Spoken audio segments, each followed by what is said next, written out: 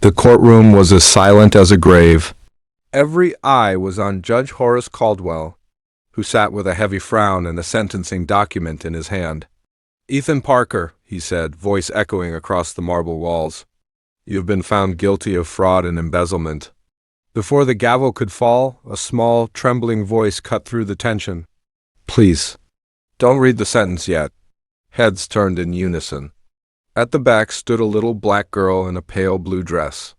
Her delicate hands were clenched, her posture straight and brave. But what stunned the courtroom most were her eyes, glassy, unfocused. She was blind.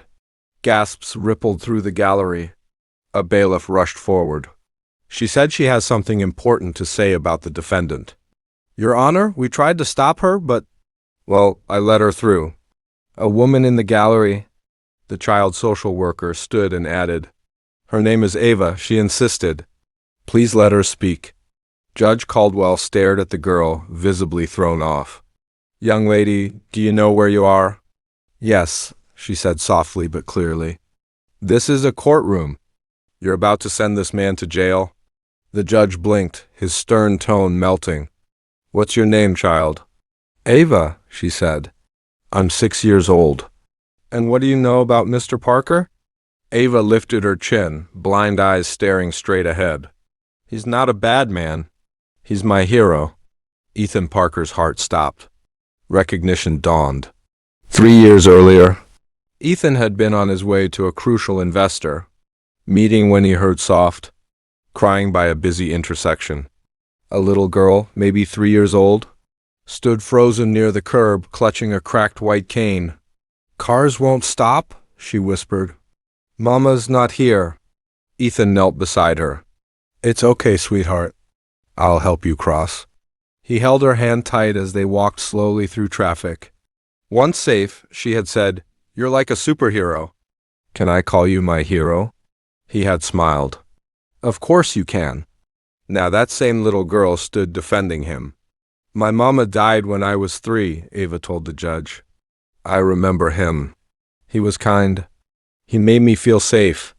Mama said to never forget the people who save you." The prosecutor rose. "Your Honor, this child's testimony is irrelevant. This is a financial case." "Let her finish," the judge interrupted. Ava stepped closer to the defense table, reaching until her tiny hand found Ethan's arm. "You can't send him away," she said. "He doesn't deserve it. He's a good man." Ethan's eyes filled with tears.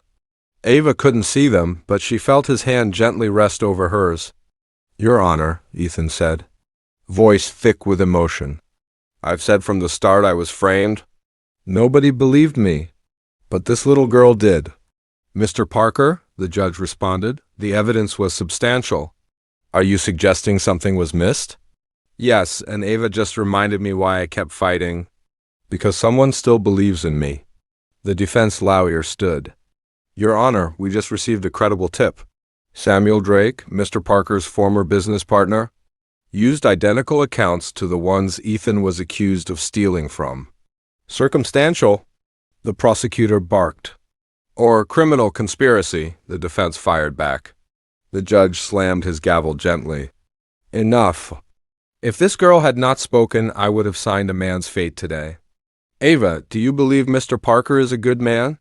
"Yes," she whispered. "Mama said good people leave light behind. I still feel his light." The room was still. Even the prosecutor looked uneasy.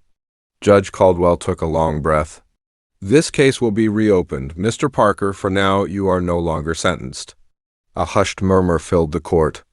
Ethan collapsed into his seat, overwhelmed. 2 weeks later, the real story unraveled.